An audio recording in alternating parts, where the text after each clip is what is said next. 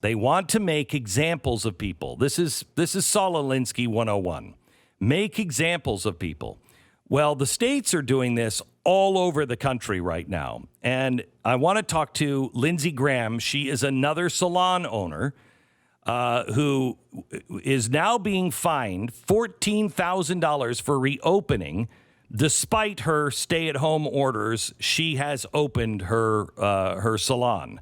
Welcome to the program, Lindsey Graham. How are you? I'm great. Thank you for having me this morning.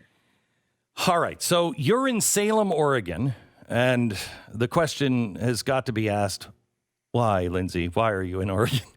Why are you in Oregon? I'm starting to question that myself.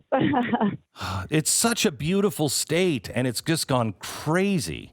All right. So they issued you a citation from OSHA because they illegally deemed your independent contractors, the stylist in the salon, as your employees. Tell me what happened.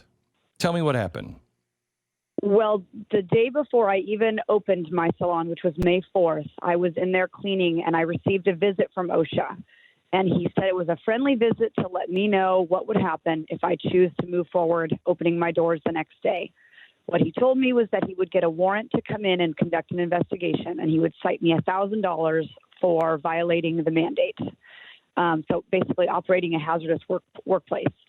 And if I didn't comply and shut my doors, he would issue me a $70,000 citation. So I opened my doors regardless, and OSHA did indeed get a warrant, and they conducted an investigation, which I cooperated with. I interviewed with them. I provided documents. And in the end, despite all of my truthful answers about my independent contractors, he decided at the end of the week that those independent contractors were employees, and therefore I was operating a hazardous workplace for my employees. And he cited me $14,000 and gave me 3 days to close my doors.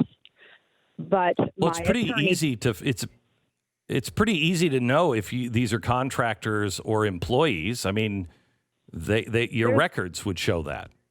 Yes, there's a very, very definite and clear difference. And like I said, I was very truthful because I knew that they were independent contractors and there was no way they could be deemed employees.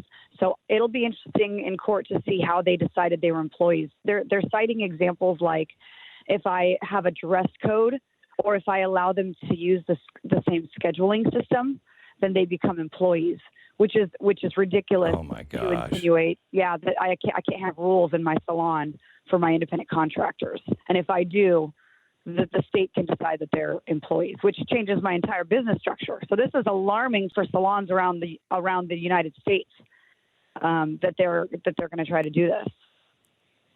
So, Lindsey, why are they doing this to you? Do you think what's happening? I'm positive that they're using every possible government organization to try to bully and intimidate me into shutting my doors. They have used OSHA, Health Licensing Office, CPS, Child Protective Services, if you can believe it. They've used the city of Salem to threaten my lease. How? Wait. How were they using CPS? So I opened my doors to my salon on May 5th, and on May 8th, Child Protective Services showed up at my home when I was at work to question my home about a, quote, claim that my household was endangering my children. Oh, my gosh. Lindsey, how are you so calm about this?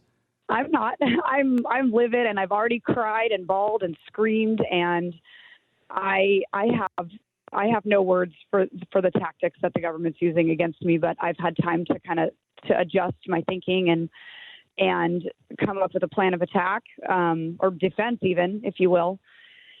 I'm not calm, but I have a really great team of attorneys, and we are going to tackle this head on because it's very, very clear that there is bullying and intimidation by the government directed at me and my family and my business.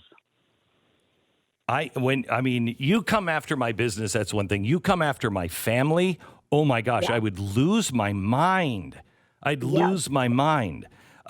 So you think this is being coordinated from the governor's office? I do, yes, I really do. And there's been some things that have come to light that can back that theory up very prominently.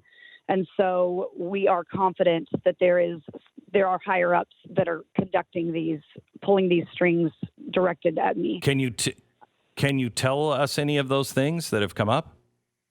I don't believe I can.